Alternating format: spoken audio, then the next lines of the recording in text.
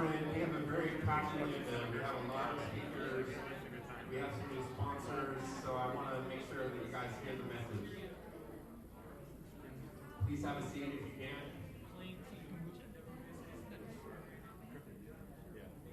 Adrian, where'd you go? Adrian? Wells, can you raise your hand? You guys need to talk.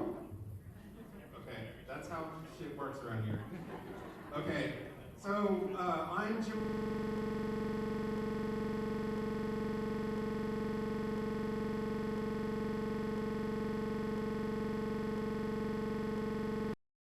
At least a dozen people come up to me and say, I love your whale events. Whale is very different. Whale is for the investors. They are not public meetings like this. They are smoke-filled room with lots of bourbon, and I try to get people to invest in startups. So this is new, the Network for Entrepreneurs in Wilmington. And we are here to have a really great event because we have a great topic that really came out of a conversation that I had with the very friendly Steve Clem, right there. He has a very interesting business called Cake for Your Gear, and I'll let you guys network with him. This is not a commercial for Steve, although he would love that. So, today, or recently, you should have gotten an email from me that WRAL TechWire, which is the CBS station out of Durham, is having what are called the Full Steam Awards. And according to the owner of the Full Steam Awards, you guys are really good at filling the ballot box. Because we had a shit ton of startups who were nominated for awards, and now you have to vote on those awards. So if you can make a note to yourself, even in your phone, that after tonight or tomorrow morning, if you can go to WRAL TechWire and vote for the Full Steam Awards, there are 9 companies from Wilmington that are up for these awards. So please support them. Yes, clap.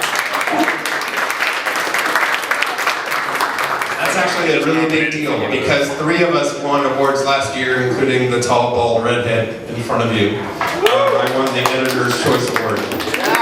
Encino won an award, and Live Oak won an award, and now we have 9 companies up for awards. And wouldn't that shock the shit out of Raleigh-Durham? We had 9 winners from Wilmington. Will not win if you do not participate. So if they win, it helps you. Because the next time a Wilmington company applies, it gives it validation. So if you want to be helped in the future, you have to help the startups of today, so please go and vote. One more time, where do we vote? WRALTechWire.com and go to the Full Steam Awards, which is this red locomotive. I've got some other great news. Is Ed Hall in the house? No. Okay, so you guys know Ed from Petrix. Tomorrow morning he's presenting at what's called 1,000,000 Cups in Durham. So this is what I'm calling the coastal corridor. You guys, the Raleigh-Durham economy is the 2nd strongest economy in the United States. And we're only 2.5 hours, depending on how Jenny drives. Leadfoot. You can get there in 2.5 hours. So the things go both ways. We can go participate in their economy, and then when we invite them here, like April 12th, it helps build this regional economy. And we're doing much better than Charlotte is, even though they're also 2.5 hours away. We're doing a better job of this in Greensboro, Winston-Salem, Asheville. So, good luck to Ed tomorrow at what's called 1,000,000 Cups. And basically he gets 15 minutes to pitch, you get 15 minutes of Q&A, and then everyone networks, and it's all 1,000,000 cups of coffee to get familiar with everybody.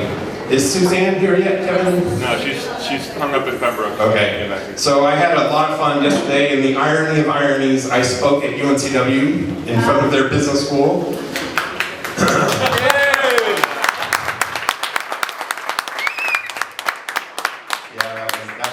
But I had a lot of fun.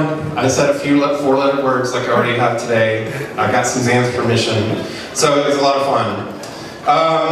Please also mark down on your calendar the next 2 events. The next event is April 12th.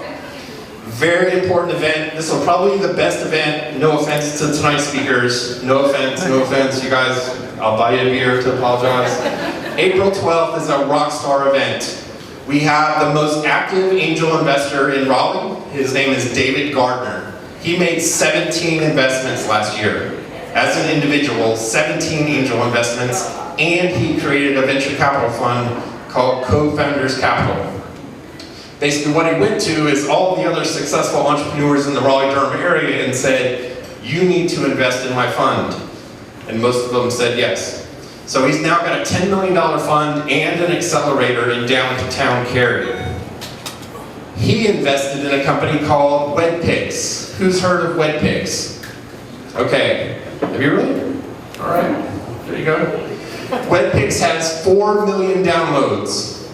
This entrepreneur is the craziest guy we will ever have on the stage. He is a former IBM person. He has more tattoos than anyone that I know. Yeah, anyone that I know, unless, no, okay. So his name is Justin Miller, and he's a lot of fun. He's a big personality. They've raised $12 million, and then the moderator is a guy named Merrill Mason. Merrill Mason is the guy who just did the acquisition work on the Next Glass merger with Untapped. So Merrill is friends with those two guys, and they can have a friendly conversation, and we're going to have it right here on the stage. And you've got 3 of the most powerful people in Raleigh that are coming here for free. They're not charging you anything. I tried to have this at the Tiki Bar, it didn't work out. I begged him to have it at the Tiki Bar, and they just wouldn't do it. And then May 19th, we're having an event on life sciences. Have any of you heard of a hospital that has a venture capital fund? Rex Hospital in Raleigh-Durham, or in Raleigh, has a venture capital fund. I believe they have a $12 million fund. So one of their representatives is going to be here. The other is a life sciences angel, which is a unicorn in itself, because angels don't like to get involved in life sciences. And then I'm trying to recruit a 3rd speaker. His name is Stephen Butts. He has taken abandoned drugs that companies gave up on, taken that drug, taken it to a different purpose, and sold 4 companies for $100 million each. So that's pretty solid. And again, that's free. You're welcome very much. TEDx. I know Anne is involved in TEDx. Yes, I know she is clapping in the back. March 31st. There is a showing of TEDx here. I think it's already sold out, but if you know Ted, he might sneak you in, I don't know. So if you have not participated in a TEDx, the one you need to know is one of my mentors is a guy named Adam Burke, who is actively involved in 100 different companies, probably 20 of them here in the Wilmington area. He was probably the best thing that I did at CIE was to get him involved in what we're doing. So right now I need to kind of pay the bills, if you will. I want to introduce my very good friend, Gabe Frank. Gabe, if you'll come up and talk about your brand new Institute for Wellness, please. Thank you. Please welcome Gabe.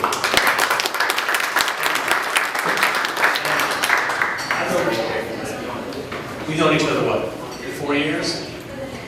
And one of the absolute best human beings I've ever met, and it's my pleasure to be here to support what you're doing.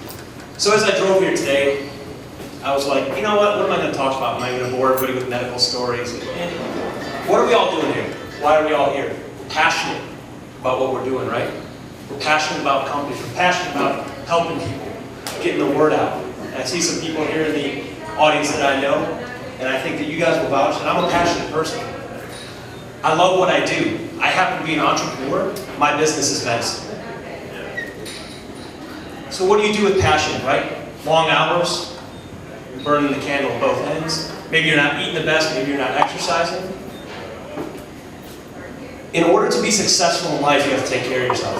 And I am a perfect example. I have 2 kids, 4 and 16 months. I have a wife that's also a physician. If anyone has an excuse not to eat well, not to take care of yourself, not to sleep, it's me. I don't even give myself a break. So to be passionate, to be successful, you have to be healthy. And that's what we've done. The Frank Institute of Health and Wellness, I started about 4, 5, 6 months ago. And it is a medical practice dedicated to keeping people healthy. You have to take care of yourself, like I said, to be successful. And so what do? We help people eat right. Poor sleep, you get your hormones all out of whack. How many of us suffer from some kind of pain? And I'm surprised Jim didn't say this, but I'll say it. I was a professional basketball player. It's the first thing he likes to say when he introduces me. I hurt my back in a game. Before I acquired our Class 4 cold laser, I could not sit on the ground with my 4-year-old for more than about 5 minutes before I had to lay down. Last night, 2 nights ago, I sat there for an hour and a half. I'm able to treat myself. I don't do anything, I don't offer anything to anyone that I'm not willing to do myself. So the Frank Institute for Health and Wellness, and my general manager Erica is back there, we offer ways to be healthy. For you, for your family, for your business. Come and see us, come talk to us. Come by, I don't charge for initial evaluation. Just come in and talk to me. If you think that maybe what you're doing, maybe you're not taking care of yourself, come see me. All right, like I said, I'll be in the back, Erica will be in the back. Thank you again for allowing me to be here, and thank you for everything you've done for me personally and for Wilmington. It's a pleasure. Thank you.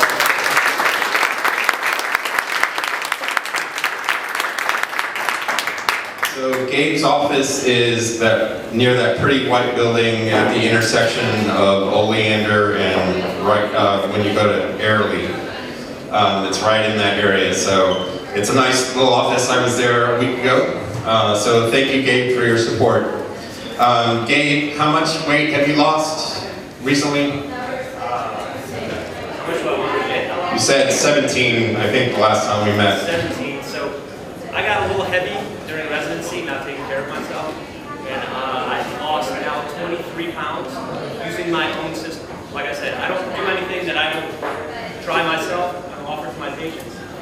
And I'm on my way down to my playing weight, which is like 215.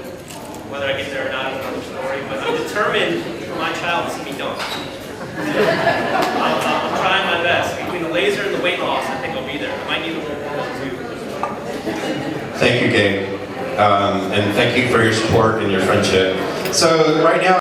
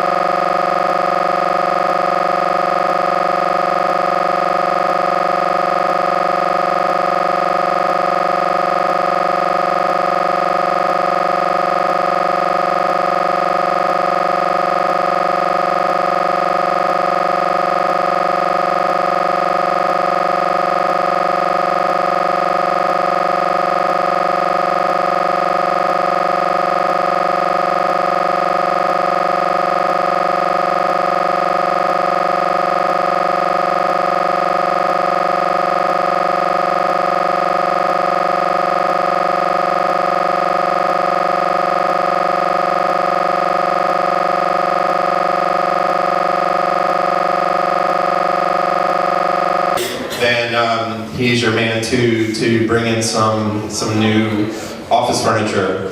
So now I'd like to introduce my new friend, and Lori and I have not known each other very long, and I don't think I've ever put anyone on stage that I knew less than I know Lori.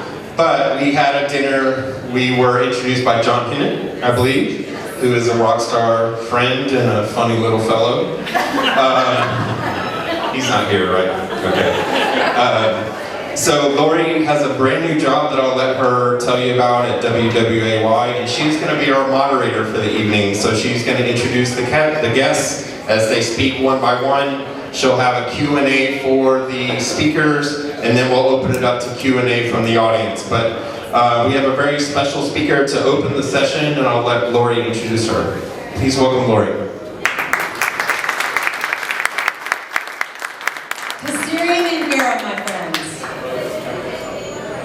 What does that mean? Kasirian and Gara means how well are our children? And I am a firm believer that if our children are well, our community is well, and our economy is well. And I'm a firm believer that if we don't grow our children into becoming the entrepreneur of mind, They will never be the business class that we need to continue with our economy in the quality and the efficiency that we want for Wilmington, North Carolina. So Kasirian and Guerra, my friends. I also come to the table because I was a former national basketball player, so I understand the fitness side of things, and I'm also a huge advocate and lover of nature. I go hiking, so the ecotourism side of all of this economy as well is critical for where we live. I'm a firm believer, and I don't know if it's the truth, but I think we have the fountain of youth right here in Wilmington, North Carolina. I am a Los Angeles girl, born and bred. Moved here for love and absolutely fell in love with this place, and I will never leave. So you're stuck with me. I am the Marketing and Promotions Director for WWAY. I'm in charge of all of the production that comes in, whether it's production only or commercial side of the house.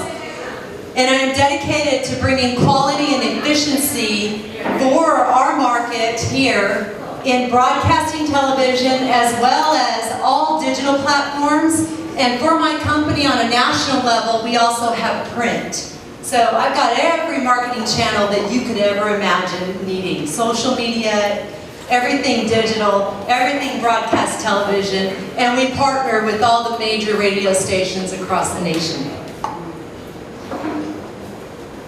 Jim's already done a good job at recognizing our sponsors. I get the pleasure of introducing our keynote speaker, Ms. Kim Huffman. Kim and I have worked together on a lot of different things in this community, one of them being the Arts Council here in Wilmington, North Carolina.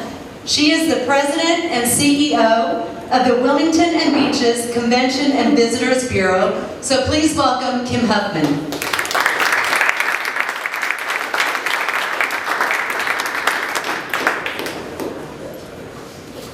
I guess I get up here and click, and I talk with my hands, so I'm trying to figure out how I'm going to click, use the microphone, and talk. So this may be in trouble. Right there. Yeah. Okay, so click. See, I tried to be really fancy and do some animation here, and of course, I don't have a clicker, so we'll make it work. It's on top of the podium. That, use that. It's on top of the podium. Is it the mouse? Do we use the mouse?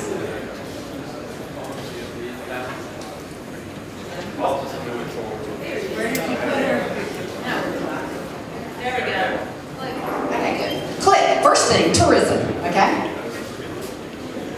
You got, see, I had to get fancy, I said, you know, so when Jim asked me to come and speak, and Jeannie, and we started talking about it, and they said, hey, how does these three things, as he said, the intersection of tourism, fitness, and business? Well, I laughed whenever they invited me, and they said, okay, you're going in there with a bunch of fitness people.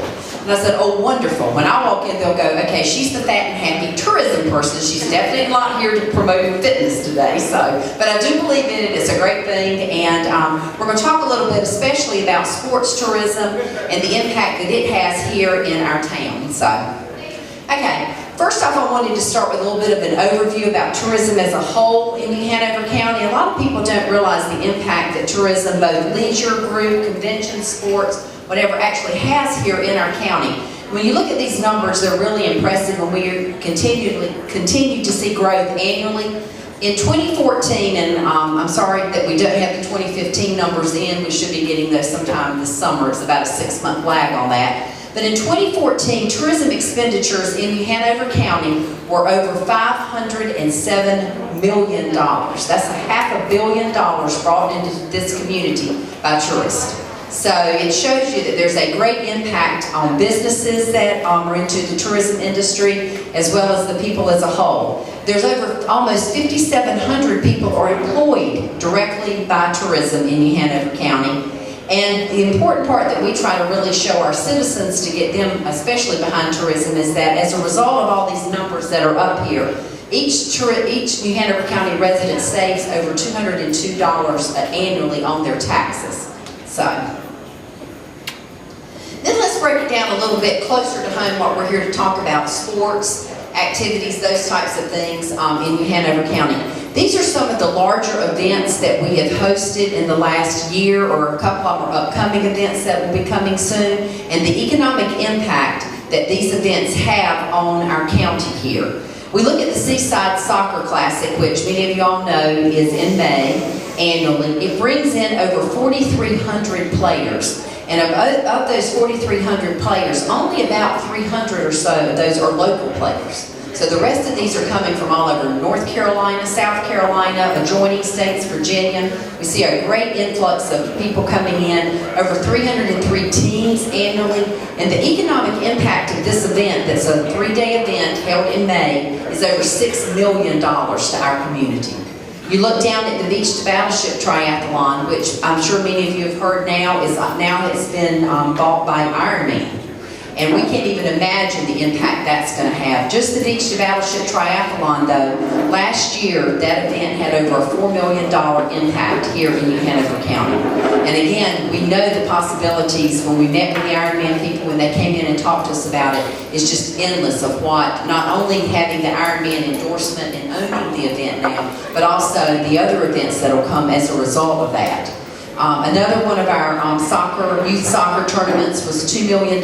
This is the one that's held in November, not quite as large as the one in May.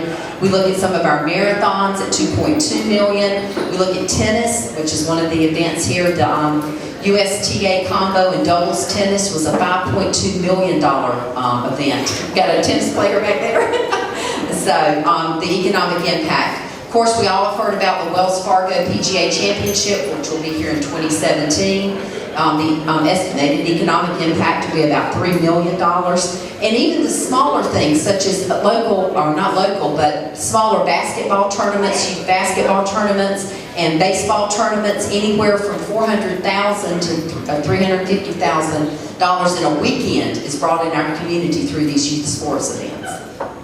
Some of the upcoming events, as I just said, the larger ones that we've got upcoming in the year that we know about, of course, are the Ironman, the PPD Ironman and Ironman 70.3, North Carolina Triathlon, the Carolina Cup. Who knew that we hosted the largest stand-up paddleboard international event?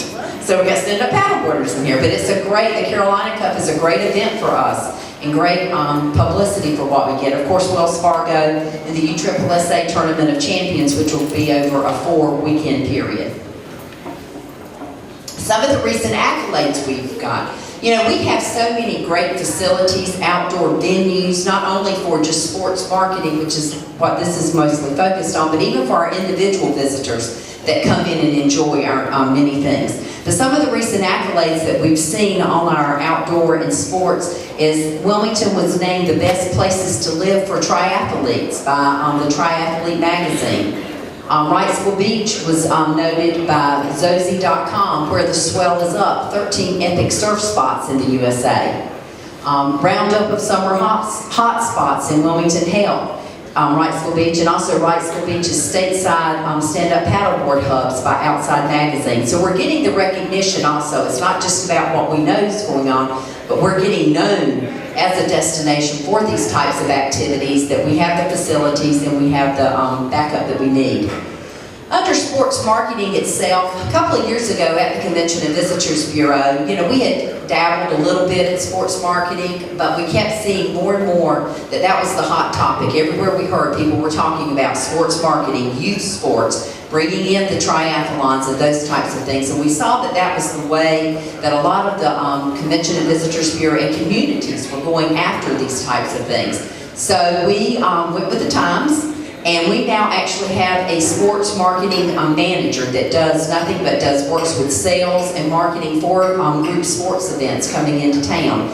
And so far we've been very successful on her courting and being able to bring in. Some of the things that we do at that level is we attend national trade shows annually.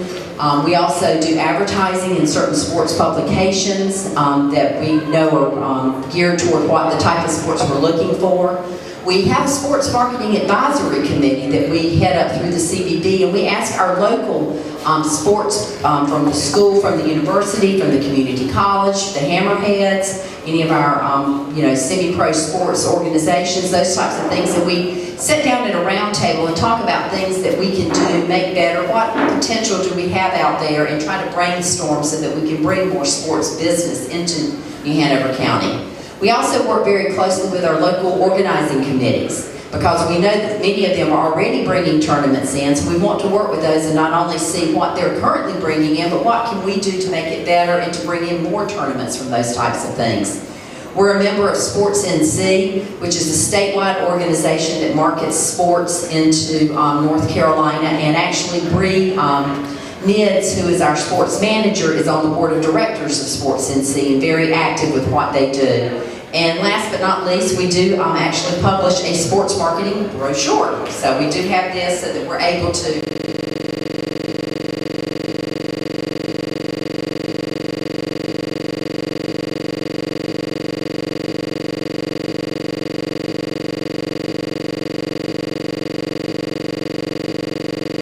some of you are probably aware of, and that this makes our job so much easier because we do have many facilities.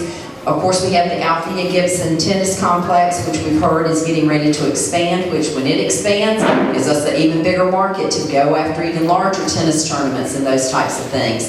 The regional soccer complex, the Gary Shell Cross City Trail, which is wonderful, you know, to be able to promote fitness not only for our visitors, but of course for our citizens as well. Hugh McRae, Legion Sports, Olson Park. You know, we have a unique opportunity with Olson Park and the Miracle Fields to be able to go after those type activities for our, you know, physically challenged community and be able to go after events that they possibly, because of having the facilities here at Olson Park. Of course, our university, fields, Veterans Park, the convention center.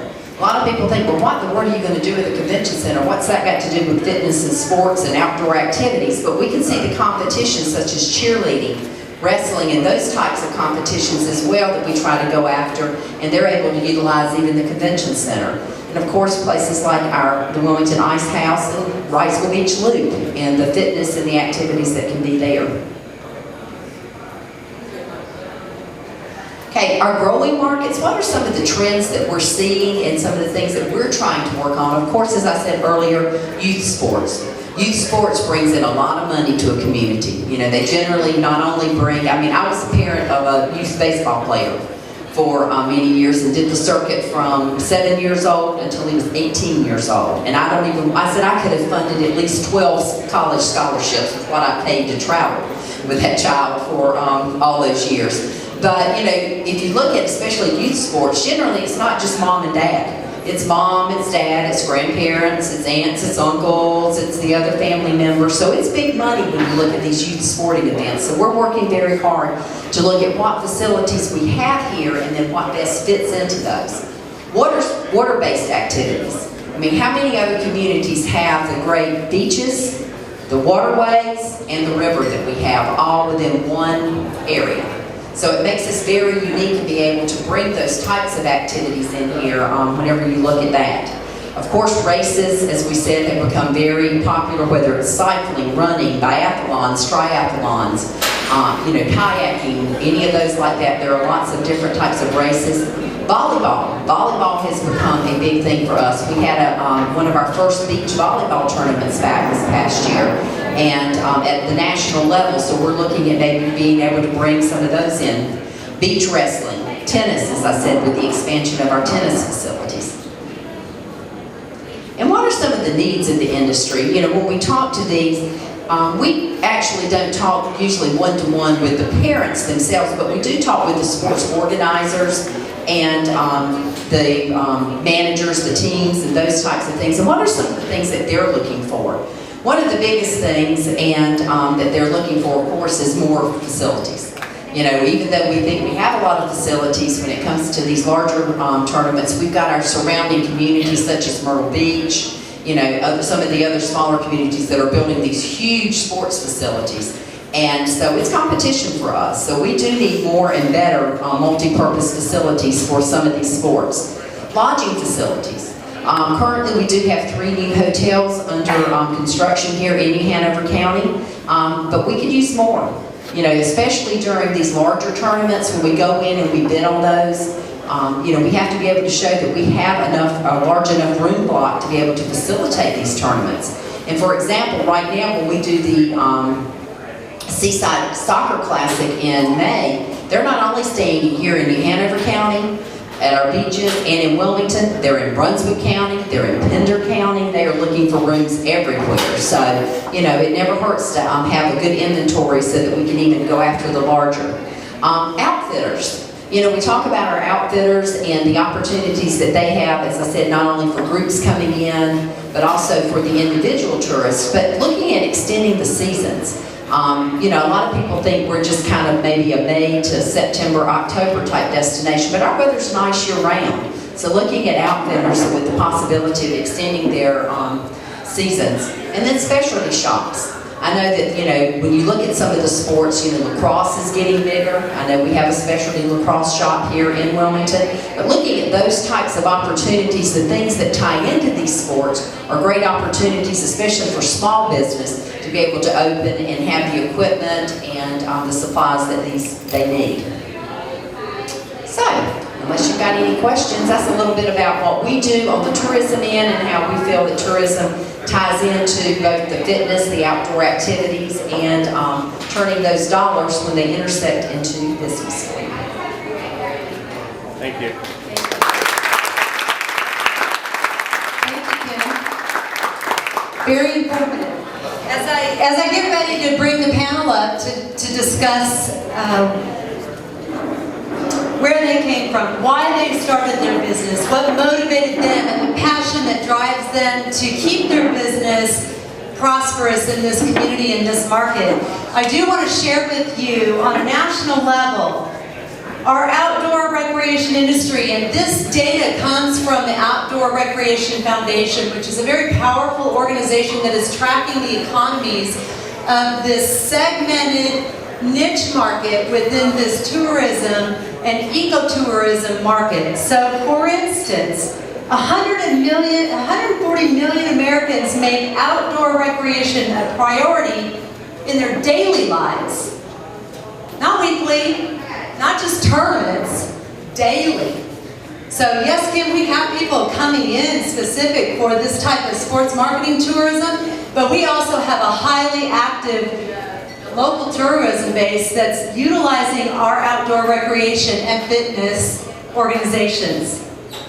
Another interesting metric, $80 billion in federal, state, and local tax revenue that strengthens, there's $80 billion in those buckets that strengthen our local communities for our nation.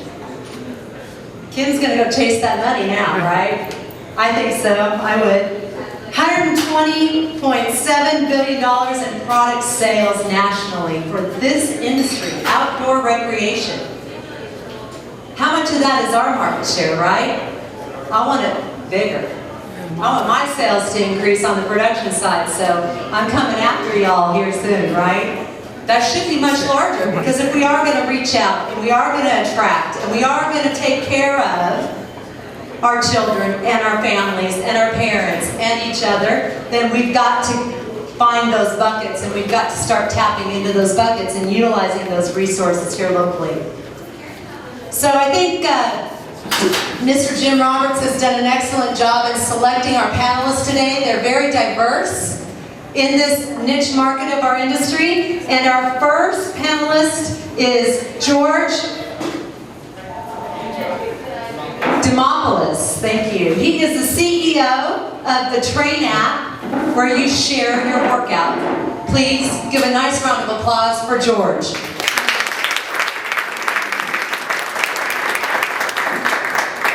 Hey everyone, like Lori said, my name is George Demopoulos. I'm the co-founder and CEO of Train.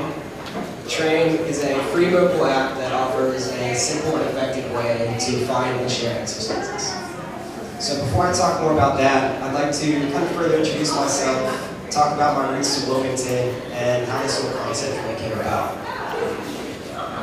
So I grew up right down the road in Wilmington Junction. I went to Roanoke Middle School. I went to Ashley High School.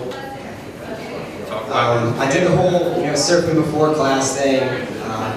I probably did it too often because a lot of times I ended up just going surfing. No, but in seriousness, my sophomore year of high school, I was about 5'6", and I weighed right around like 190 pounds, 200 pounds. So I used to be pretty overweight, but through structured weight training classes in school and soccer, I was eventually able to lose that weight, and I was recruited to play at Greensboro College.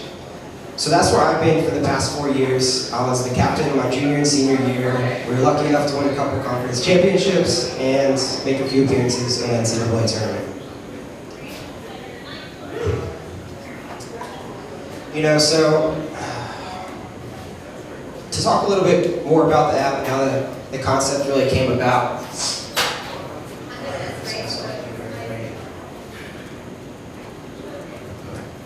This happens. But you don't really grow until you put yourself out.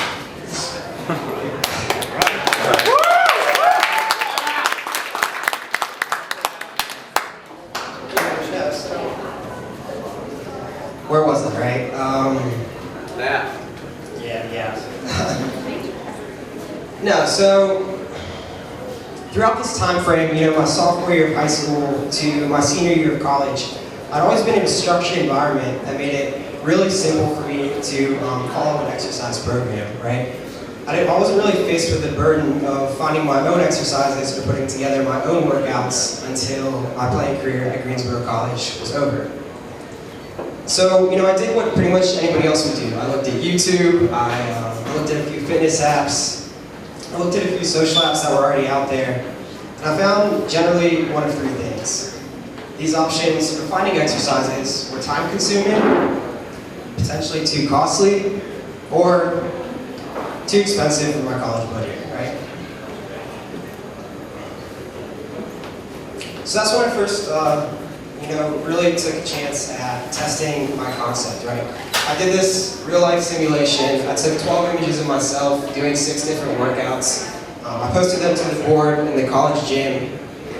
And at the top of this board, I wrote, put a check next to an exercise that you either like or that you use today in the gym.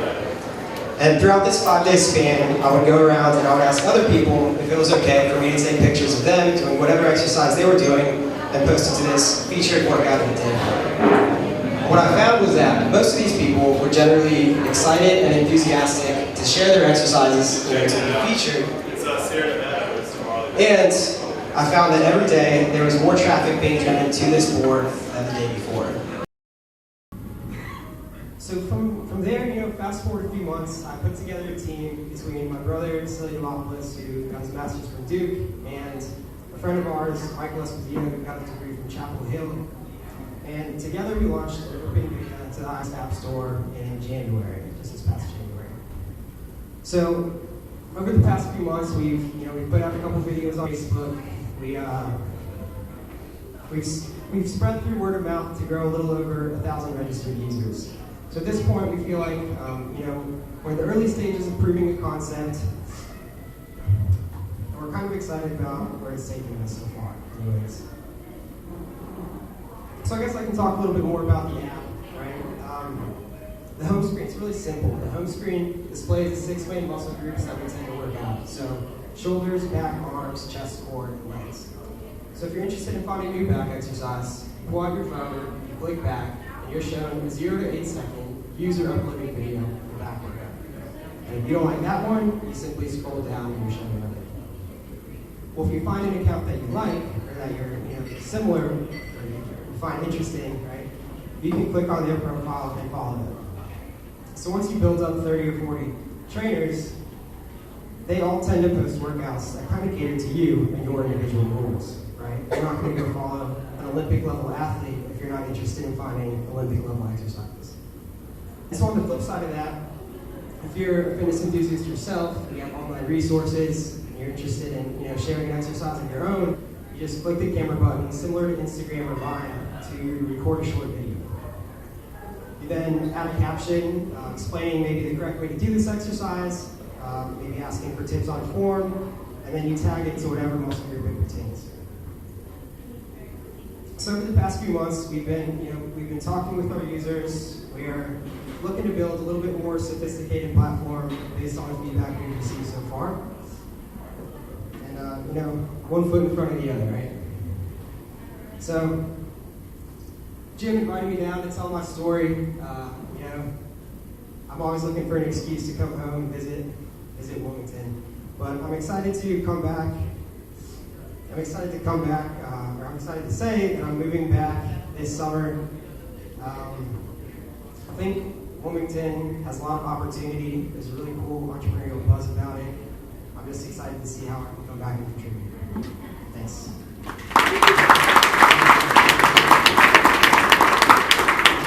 Thank you, George. So a couple more statistics that I think are interesting.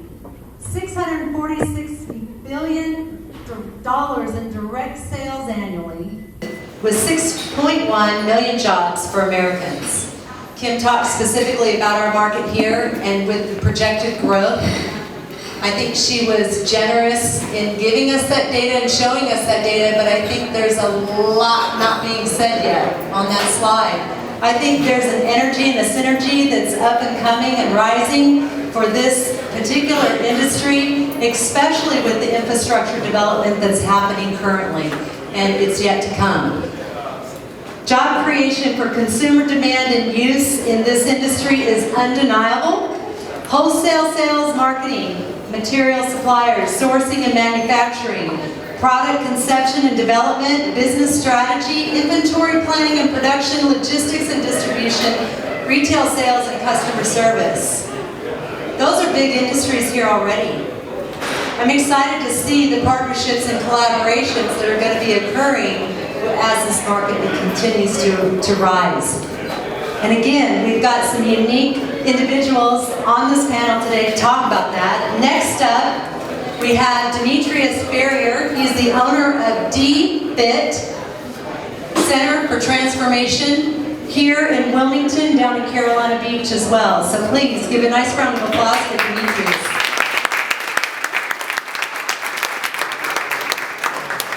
How's everybody doing? Good. I'd like to thank Mr. Jim Roberts for inviting me and my DFIT team sitting right here, my entourage.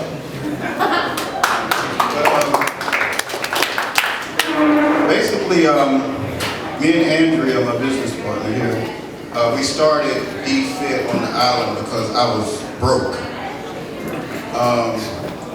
I was fired from a job driving trucks when the economy got really, really bad. Right at that time, it was probably about 9 years ago, and I started drawing unemployment, and unemployment was supposed to last like 6 months at the most. I got lucky, I got it for 2 years, and I hated it. I didn't know when it was going to run out. So we moved to the beach, and I was running out of time. I said, my only goal was I was going to do a bodybuilding show before I turned 40. I wanted to do another bodybuilding show, and that was my only focus. I had no money. I would sit out in the gym because I didn't have any gas money, and I'd get out there at 7 o'clock in the morning, train, sit out the car, eat, and then I'd go back in at 5 o'clock and train again. After the competition was over, that was it. No more unemployment, no more competition. And Andrew came up to me and said, okay, she looked at my face, she said, okay, what are you going to do next? I was like, well, there was nothing. And then when there's nothing, that's scary. And so she said, you're a bodybuilder. She's like, why don't you personal train? And I was like, you must be crazy. I said, people don't want any personal training. I was like, they won't pay for that stuff. So a couple of months went by, and her and this other girl, they said, you know what, how about train us? Train us on the beach, we'll get some transformations, and maybe some other people will join us on the beach. I didn't know what I was doing at the time. We were just trying to make money. So I trained her, took a couple pictures. Long story short, I got my first paying client 6 months. We did it for 6 months. I got my first paying client 6 months later. And we were in a small garage, trust me, it was strollers, bikes, lawnmowers, spider webs. I had a little pee bucket in the corner because we didn't have a bathroom downstairs. So we had a restroom. So, but the thing is, we started getting transformations because what she did, her business, PEI, was productive environment, it built show systems. And there are 5 steps. And what are the 5 steps? Design your vision, identify your obstacles, select your resources, create your plan, and sustain your success. So I didn't skip 1, I didn't skip 2, I didn't skip 3, 4, or 5. I did all of these procedures just like you're supposed to do. So what I'm trying to tell you is that you have to do everything accordingly. If the book says step 1, 2, 3, you have to do it accordingly. So I started training this other girl, then this other girl came, then another guy, and it started spreading over the island. And the way it started, we wanted to train people because people on the island usually drink. So everybody wanted a healthier lifestyle, but all the other trainers on the island would say, okay, no more drinking, and everybody would quit. So I would say you can drink. So the thing is, we started researching healthier drinks, how to recover so you can get to the gym the next day, and a healthier lifestyle. So D-Fit is actually, it has a slogan to it, it's Demetrius Barrier's Island Training. That means you can enjoy your life and work out. So it fits with, with the program what we have here today. It's actually, you can actually enjoy your life. So what I teach at D-Fit is seasons. So just say, for instance, like for me, this is my season to train. So probably one day out of the month, I'll have me a glass of wine. But I'm in training right now for a show. But during the holidays, it's go for broke. That's my fun time. That's when D gets to eat turkey, drink beer, drink wine. And that's when I get to do what I want. So I have my seasons, but I train my body where I can stay close to where I can get back in shape real quick. Before I was up to 270 pounds and I had to be real strict for about 2 years, and I finally got my weight back down, and now I can sustain my success. Like you said, number 5, sustain your success. So what we do at D-Fit, we didn't know what we were doing. Can you speak a little louder? A little louder. The rowdy people in the back. Okay, I got it. Can't get them to shut up. So what we do at D-Fit is, we started training people. So what we do, we don't do weddings, we do lifestyle training. We train you for life. We train you to what's going to carry you on to your 90, to your 100 years old. And what we do is just like some people have a chop shop, it's like we break the body down and build you up. And so you can, lift those crates at home and pull that stuff out of the closet, or do whatever, do a bodybuilding show. It doesn't matter. So when you come to us, we start up here. We train the brain, and then we train the body. It starts right here, because what a lot of traditional trainers do, they train you in the gym and that's it, and they send you out. We train you to go home and think. They hear my voice when they go home. When they open up the refrigerator, they say, D wouldn't allow this, and they shut the refrigerator. So we say things over and over again. I mean, we have books that we go over, we read with them. We have a lot of business owners, so we not only train the body, we train them to help them with their business systems. The thing is, when you start your day off productive, your day ends productively. We have bookends. You start in the morning training, then you go about your day, and then you end your day. A lot of people don't know how to end the day. They end up staying up late, go to bed at 1 o'clock.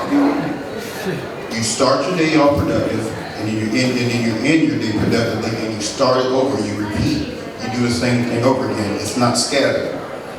So basically, like I said, D-Fit is not, like I said, you don't come in for a wedding or you get ready for summer. It's lifestyle training. And the way we built it was from nothing. It was just determination, and it was systems. There was a lot of systems and a lot of failure, and we got right back up. And we still have obstacles now, but we've had so many bad obstacles that these obstacles now they don't even matter anymore. So the thing is, like Michael Jordan said, he took over 60,000 shots and probably made about 10 of them. And that's how you get better.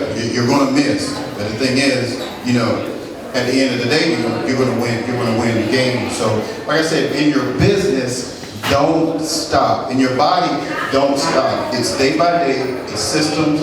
build your system, and then the body will come. The first thing I do, if I'm training a person, me and Andrew will come to your house. If you want to get fit, we'll look at your desk. I can look at your desk and tell how you eat. I can look at your trash can and tell how you live. I can look in your car and tell your lifestyle. It's just the things that you can notice by a person by the way their aura or whatever. And those are the things that we do. We look past the physical person. We look at the lifestyle. So that's basically it. Stay consistent and stay fit. That's it.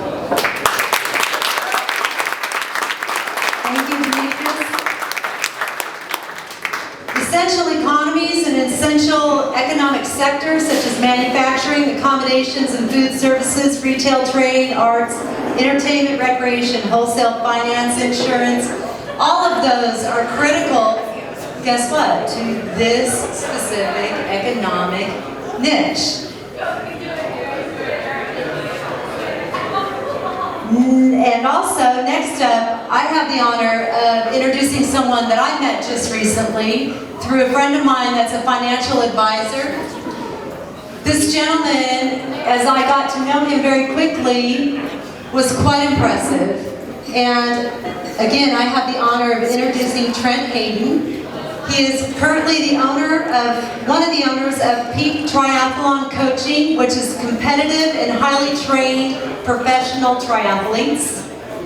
And he recently started his new entrepreneur efforts as owner of Trident Coaching, which his mission is to increase the health of the general population through nutrition and sports.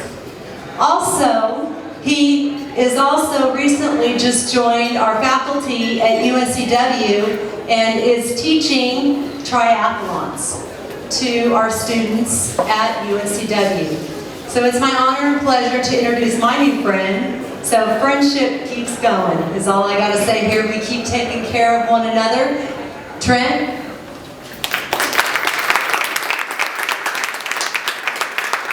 Thanks, Lori.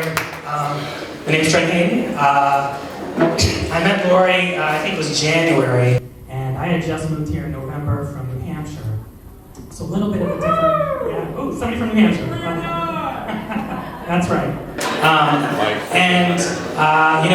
The triathlon community there is a pretty old community, pretty satiated, and coming down here, it's been a really interesting, I would say, change. It's very new here, people are excited, it's really growing.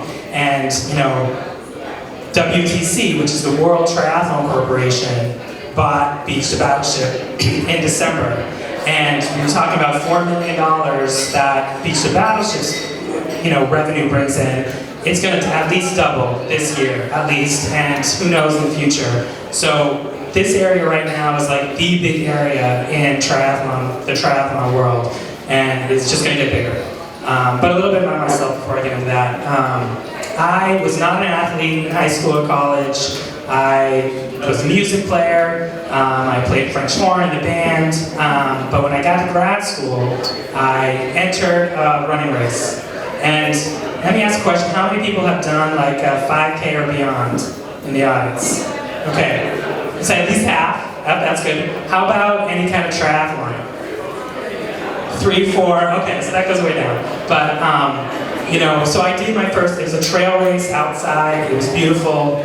I loved it. I felt like that first race it was 12 miles. I wasn't prepared. I almost died, I think, in the middle. But I was hooked. It didn't matter, and that was what I was going to do. Endurance sports was my thing.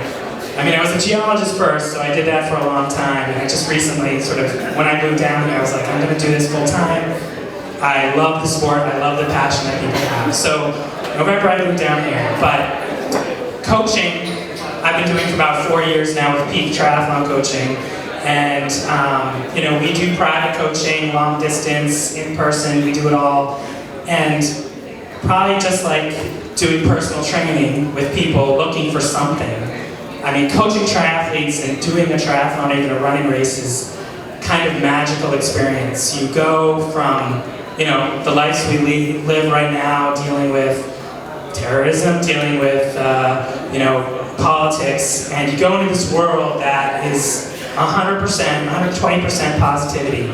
You get out there in a race, you're competitive, I mean, you want to win, you want to beat your time, you beat these people that you're with, but you know, everybody is rooting for each other, and it's such a change. And so if I have like a suggestion for everybody to either get into a race, running race or something, do something like that, and then do a triathlon too, because it will change your focus just by doing it. So that's sort of like my pitch to come see me after. But so sort of going on with this, I've been here networking with people and found that, right, a lot of people, I come and like, do triathlons, do this, do that, and they get a little scared, or they say, I'm not interested in doing that.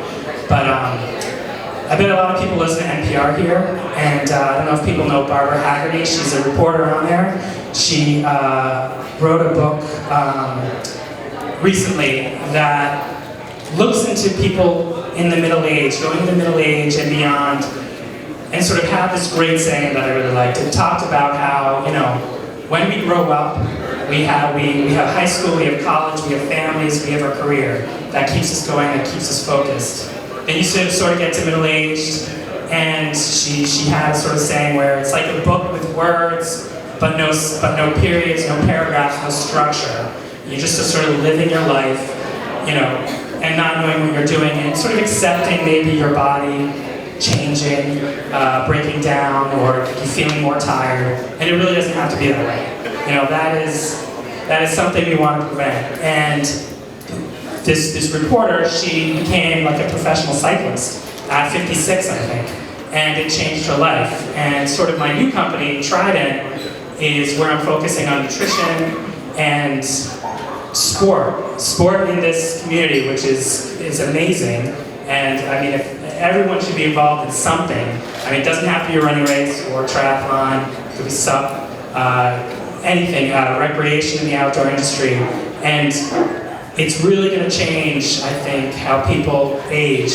People are worried about all kinds of diseases as we get older. And, you know, we find more and more that the way to prevent that is, sport's one of the best ones, but there's, I mean, keeping involved, keeping yourself involved, and that's sort of what I'm going to be doing, you know, in New Hanover County, in Brunswick County too. I mean, this is a huge growing area, so look forward to meeting you all.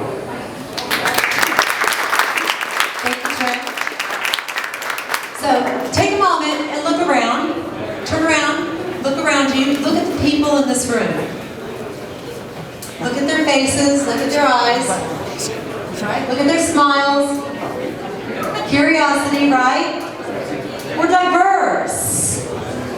Wilmington, North Carolina is no longer that, it's still that quaint southern town, but it is diverse.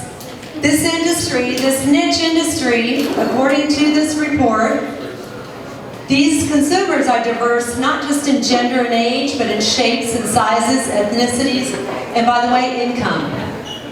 There's a lot of expendable income for this niche market. They view outdoor recreation as one of the most essential parts of their day. They fill their garages, guess what? With surfboards and skis and kayaks and dirt bikes and bicycles and boats, right? Everybody here have a boat?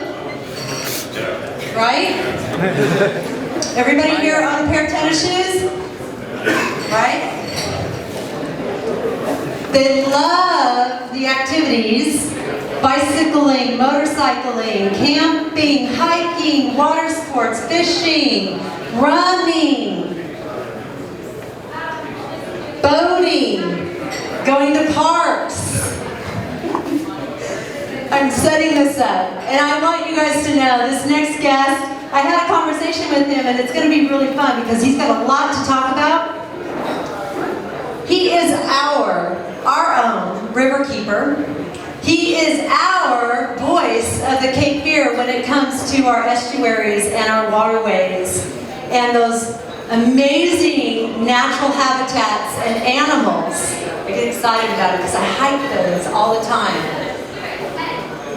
Kent Burdett is with Cape Fear River Watch.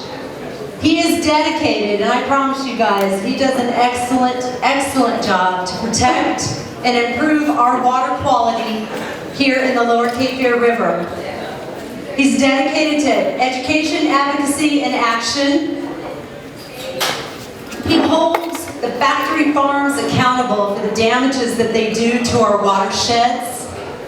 He fights against, vigilantly, those that could do harm to our resources, our natural resources, that we so enjoy and do so without thinking every day. I don't think about Kemp and the job he does every day when I go out to hike the Cape Fear River. I don't. I got my cameras and I'm packed and I'm loaded and I'm barefooted and I'm trompling around in that grass out there trying to find that image of that beautiful heron that's tucked away out there somewhere. So this next guest, I think we're pretty honored to have here today, and I'm excited to have him speak to you. But you need to know, he thought, how do I fit into this niche market? Ecotourism is huge here, huge. Bird watching is big here. Who's a bird watcher in the room? We got some. Bird nerds. Bird nerds, right? Love it. So please welcome Kent Burdett. Excuse me, everyone. Can we please respect our speakers? I know it's fun to have a beer, and every beer you get a little bit louder, but these guys took the time out of their day to come and speak to us. I respect that this is a free event, and I respect that the brewery has let us have this venue for free, but we need to respect our speakers and the topics. So please, please try to keep it down. Please, Kemp, thank you. Yeah, Kemp! I'm not quite as good as these guys who were up here before me. I have a few notes here. So I'm Kent Burdett, I'm the Cape Fear River Keeper, and what that means is that I'm a member of an international group of clean water advocates that works all over the world and every continent except for Antarctica, protecting waterways. And I think the reason that's important today is we're going to talk about how the great outdoors influences outdoor recreation. So you all know, and I know, that our region, the Cape Fear region, is dominated by water. We've got the Cape Fear River on our west and north, and we've got the Atlantic Ocean on our east. And all of that water gives us a myriad of outdoor recreational opportunities. In the Cape Fear in particular, I think, not just because I'm the Cape Fear River Keeper, but because it's true, the Cape Fear River in particular is an amazing resource. And you know, we're the largest watershed in North Carolina. We're the only major river in North Carolina that empties directly into the Atlantic. There are over 6,000 miles of navigable waterways for us to explore. And we have here, right where we are, the highest level of biodiversity found anywhere along the eastern seaboard of the United States. So, you know, there's a lot here to get outside and celebrate, and a lot of people come here to do just that. Our mission at Cape Fear River Watch is to protect and improve the Cape Fear River, and we do it through education and advocacy and action. So really, none of what we do is about fitness, you know, at least on the face, but all of what we do is about getting people out to see the Cape Fear River, out to make a connection. And if we can do that in a kayak or a canoe or on a stand-up paddleboard, so that people can touch and smell and hear and feel the river, then that's even better.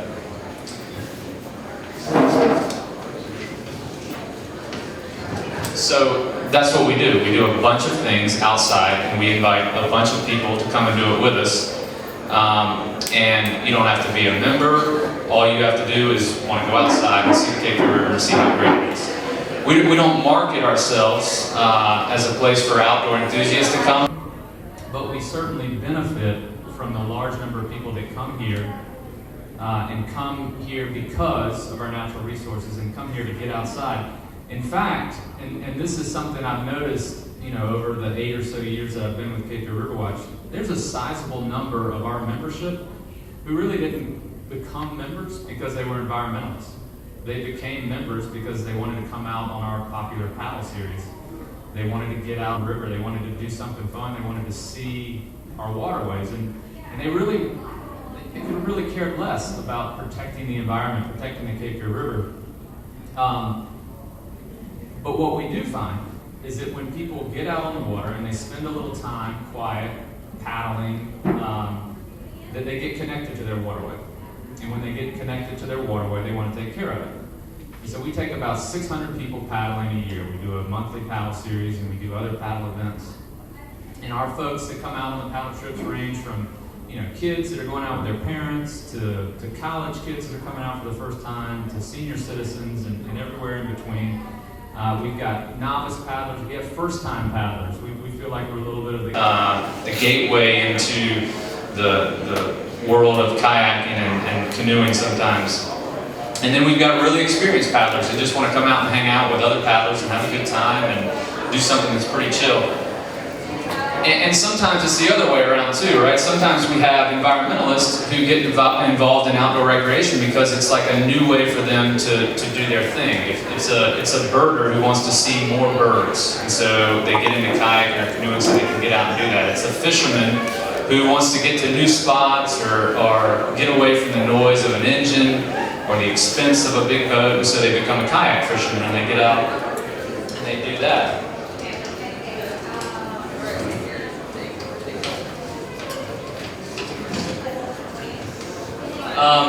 And so, outside of those kind of real obvious kind of connections to outdoor recreation, Cape Fear River Watch has really decided that we're going to make kind of health and fitness to be included in all of our activities, especially our activities for kids. So we do summer camps, we do day camps, we do kids activities. And rather than doing these things inside in a classroom, we do nature hikes, right? We get them out, we get them moving around outside. We do trips to Greenfield Lake, we take them out in paddle boats and canoes and kayaks. When we're talking about water quality, we get them involved in outdoor games. So we're playing games that talk about clean water and environmental stewardship rather than talking about it in the classroom, because we know that that's a much more effective way of teaching, especially kids. And again, this is all kind of a sneak attack, right? If we can talk people into, if we can introduce people to the river, if we can get them interested in protecting and improving the river through outdoor recreation, we know as they grow up, we know as they go about their daily lives that they're going to take those day-to-day actions that protect our water resources, which drive our economy, which provide all of us with all of the things that we really enjoy about being here, and which bring new people here to further those economies. And then finally, we look for creative ways to incorporate outdoor recreation into other activities. So kind of less high impact interactions with the public, but things that are important nonetheless. And primarily in that kind of category is we partner with the city of Wilmington to operate the Greenfield Lake Boathouse concession. So we rent out paddle boats for people and kayaks and canoes, and we try to get just the general public to come out and get out on the water, have a little bit of time outside doing something where you get to use your body. And this is providing a service to the city of Wilmington, to the city parks, and it's providing a service to the people who want to come to the park and do something fun and get out and see a beautiful kind of urban lake. And then finally, it's doing something great for Riverwatch, which is raising money that allows us to continue to do things like protect the river that's just back there. And if you're drinking a beer today, that's the same water that's in that river that they're brewing this beer with that you're drinking. So there's certainly, as I wrap up, no better reason to protect the river. Thanks for having me. Thank you, Kim. So I'll wrap this up with the definition of health by the World Health Organization: a state of complete physical, mental, and social well-being, and not merely the absence of disease or infirmity. It moves from a strictly medical model of health towards a concept of well-being. That is this industry that we are in today. Bruce Brown, I'm excited to see you here. Thank you, sir. Another gentleman that's entrepreneurial-minded and focused, has another health organization. Jenny Harris, couldn't thank you more for being here today. She's with our Department of Commerce. Our government cares. She's here. She's dedicated. She's a Wilmingtonian, and she loves this market dearly. To all of you others, thank you today for coming out to support this panel. You can see we've got a diverse range of opportunity here in front of us with business leaders. Some starting out at a very young age, some tenured, and has already major support behind them. So I'm excited that Jim Roberts is involved in this opportunity in bringing awareness to each and every one of these. I apologize. And I'm going to open up the floor for questions at this time. Anyone have a question for one of our panelists up here in the front? I do. So, for the marathon trainer, how do you find your clients? What do you? How do these people do business with you? And what? How does it work? Do they pay you per month, per session? How do you, as people who are here that are in consulting businesses where they're training people in business, you're training them in marathons and so forth. So how do you find these people, and how do they find you, and how does the business side work? So for those of you in the back, how do you find your consumer? How does it work for the consumer? Trent? There's a wired mic. That's okay. It's monthly. Usually people do it, let's say it's an Ironman that people are training for. People usually do it over a 6-month period per month. That's how they pay. The triathlon community is sort of funny. It's really niche, and most people know each other, and I'm at races. I'll be at every race to represent Peak, my company. But what I'm trying to do is really get out of that world and try to introduce triathlon and marathons and running to the general populace, which is not in that world, because there's a bunch of companies that do what I do in Wilmington, but I bet most of you don't know who they are.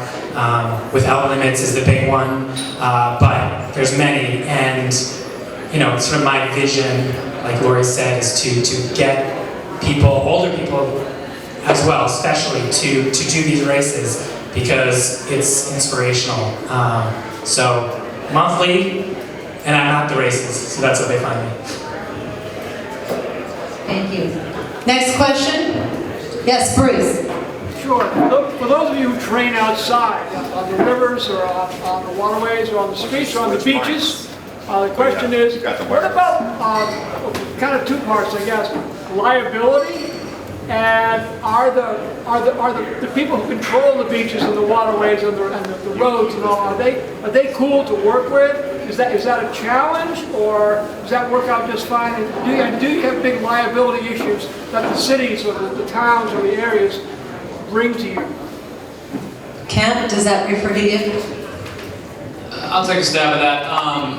We do a lot of events and activities on the water, and we certainly carry a fair amount of liability insurance to make sure that we do that in a way that's going to keep us protected and keep everybody safe. As far as the folks who control the waterways, maybe the answer to your question is,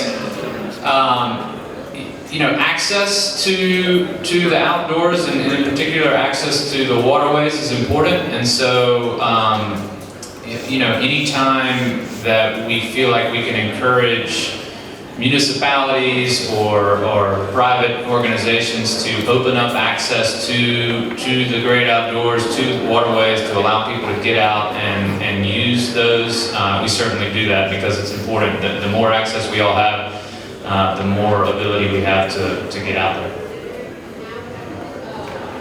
Did I see a hand raised in the back? Do you have a question? No? So, Demetrius, as we talked earlier before the event started, I would think for someone like myself who needs to lose a lot of weight, it's obvious to everyone, I would think that accountability would help your group here. You have a lot of your clients here, they're teammates, is that right? So they say, hey, so-and-so's not here at 5 o'clock. The next time they come in, you're gonna rib them a little bit and say, oh yeah, you get ragged on. You come in. Right. You have to call or text D. It has to be in advance. You don't just text me 5 minutes before you're supposed to show up and say, "Hey D, I'm not gonna make it." I'll say, when I say K, that means you're in trouble. But usually the team holds everybody accountable in a positive way, because I tell all my D-fitters, we have the most transformations in Wilmington, and I've been in Wilmington 45 years, and we have the most transformations in Wilmington number-wise. Everybody that comes in there gets a transformation, because it's the consistency. It's not how hard the workout is. The hardest part is getting up and showing up. And that's what we do. We get you in there, and then the easy part is when you get there. And the hardest part for people is showing up. And we have a lot of people ducking me, especially my cousins that know me. They won't come around because they know it's the consistency. They know it's not the workout. And that's how we get our transformations, is the consistency. Thank you. So consistency with accountability. George, I'm curious about your Train app. So tell us, how many current users do you have, and how do you get the word out about the app? Yeah, so kind of, the way we spread, and kind of on purpose, was just simply through word of mouth. So we targeted the local colleges in Greensboro. There's 7 of them. I would go out and literally hand out cards, just saying, telling people, this is what I'm doing. We're looking for beta testers to see if they think this is interesting, to get feedback from. So we've kind of done that on purpose, and I think as in the future we try to scale it up. That's going to be kind of our technique, is to focus on college campuses. This is who we found to be our early adopters. We've definitely found other demographics to be interested.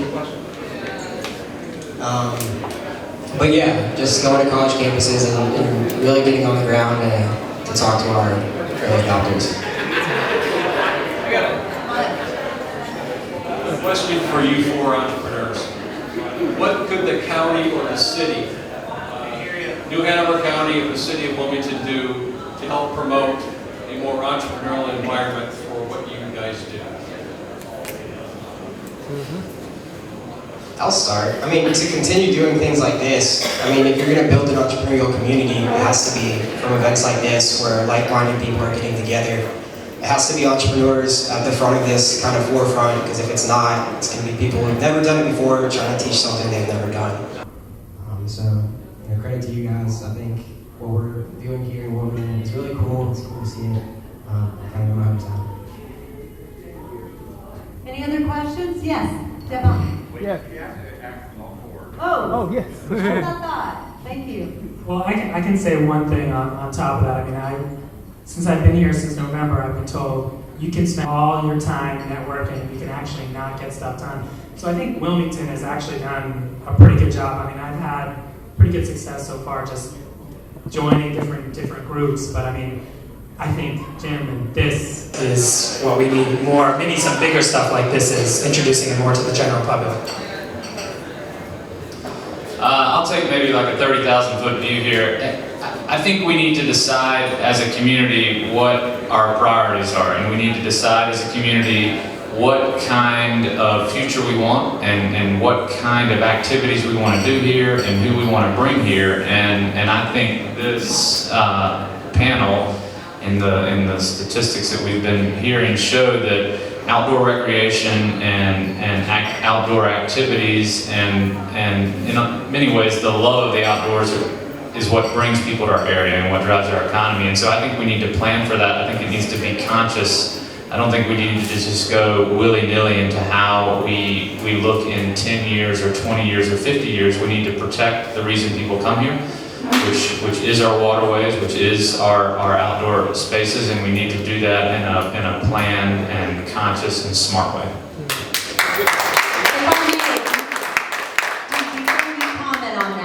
There is a statistic in that same study that talks about, within a 6-year period from 2005 to 2011, a 25% growth rate in this industry nationwide. So what he's saying is our reality. And we're going to continue to see this. The trends of this market are that the population is going to increase. So how do we not just preserve, but how do we strategically come up with solid solutions to provide quality of life for all of those within this niche market? Dean. I use Facebook. Social media is a very powerful tool in this market. Yes, it is. Events like this, like he said, it helps us so you can get to see the person. Because a lot of my Facebook pictures, I'm like, you can see that I'm not a bad guy in person. So events like this, it actually helped me get out and the people can actually see me. And our last question of the evening, yes. Hi. So, as you know, Lori said that this industry, this fitness industry, has actually become really trendy over the past couple of years. People are actually starting to take it really seriously. And so, my question is, I worked in the startup ecosystem for a while, and I know that whether it's short-term or long-term goal is to make equity off of your idea. But I'm wondering, are there any other goals that you have for your business future, whether they're short-term or long-term, and how your passion drives that goal?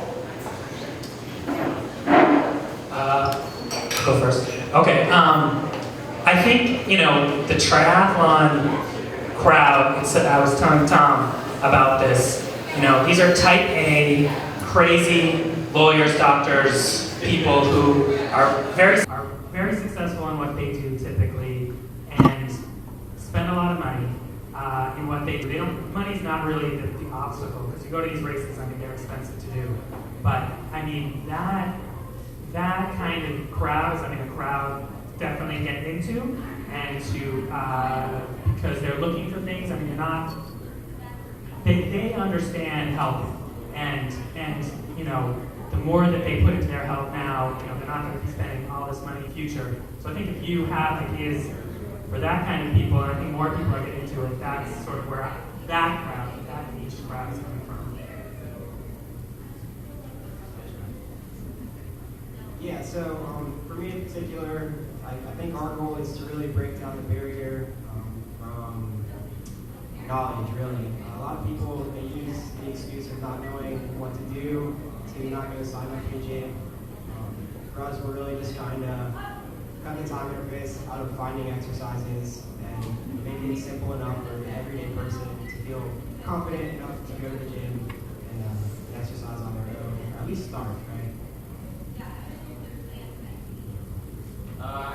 I guess my goal would be to get our community reconnected to the river, and I think we're definitely doing that, and I hope it continues. And that's my paddling and outdoor recreation is just a underhanded way of doing that for me. I guess our goal is more just educating the home. Childhood obesity is a real bad problem, so we need to start with the parents. And I just go shopping and I just see so many kids that when I was younger, we had one big kid that in the whole school, that was it. And now, like every kid I see, I go to my son's school and every kids are like overweight, and that's a problem to me because it's not okay. It takes a lot for a child to be overweight, a lot. And I want to educate everybody on stop making those quick decisions of stopping at the restaurants, picking up food every night. Oh, it's so expensive to eat healthy. No, if you prep, you prepare, it's a lot cheaper than spending, well, if you have a family, you're spending over $50, $60 a night. So we just want to re-educate people or tell the truth and speak out loud that it's not okay. We're going to have t-shirts made, it's not okay.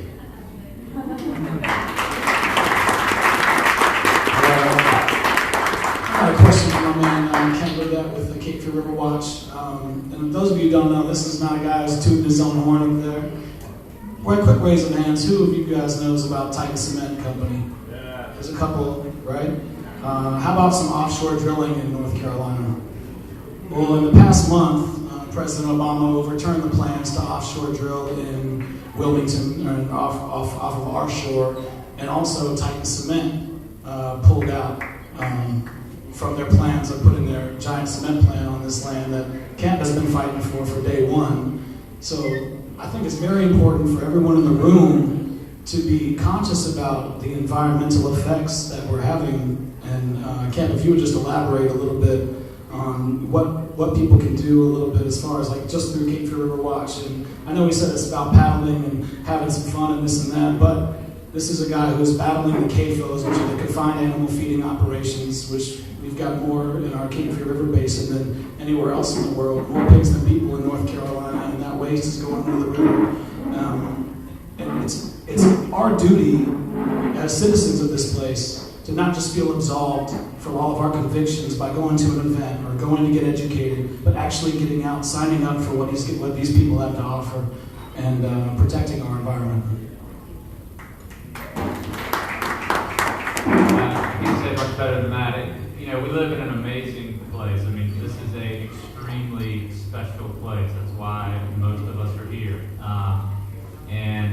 And we're very, very, very fortunate. And we're very fortunate that lots of people want to come here. And I think we all have a role to play, big or small, in keeping it as nice as it is now and even improving it as we move forward. Okay, can we give a round of applause for everyone?